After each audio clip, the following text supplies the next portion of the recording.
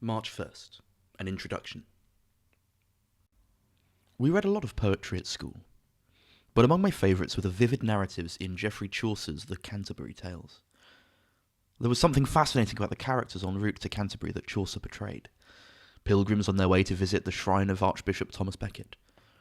Those included such memorable individuals as the much-married wife of Bath and the very parfit gentle knight.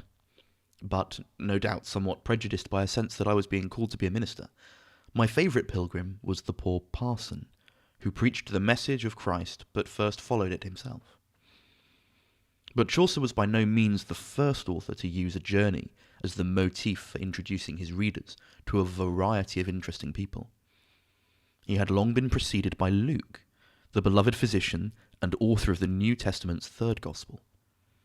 From chapter 9, verse 51 onwards, Luke records all the events in Jesus' life in the form of a journey to Jerusalem.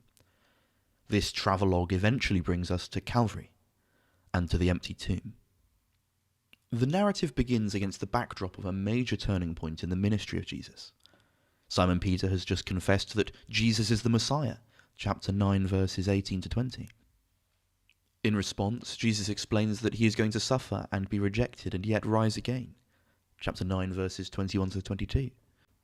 A week later, he is gloriously transfigured in the presence of three of his disciples, Peter, James, and John, verses 28 to 36. Again, he tells them about his impending suffering, verses 43 to 45. From virtually that point on, until he enters Jerusalem with the shouts of the people ringing in his ears, everything we learn about Jesus takes place on a journey whose destination is Calvary. In his travelogue, Luke describes Jesus' encounters with a wide variety of individuals and groups of people. Each of them is described within the scope of only a few verses, but all of them come alive to us through Luke's pen. In this series of reflections for Lent, we will listen in on most of these conversations.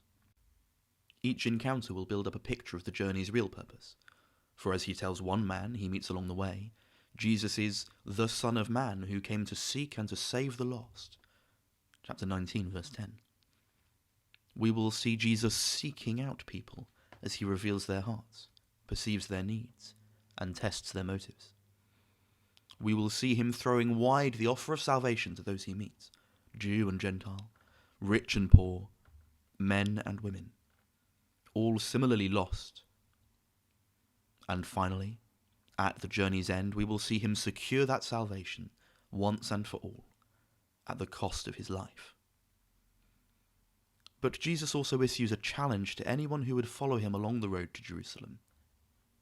At the great turning point, he says, "If anyone would come after me, let him deny himself and take up his cross daily and follow me.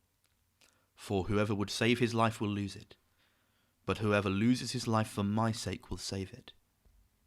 For what does it profit a man if he gains the whole world and loses or forfeits himself?" Chapter 9, verses 23 to 25.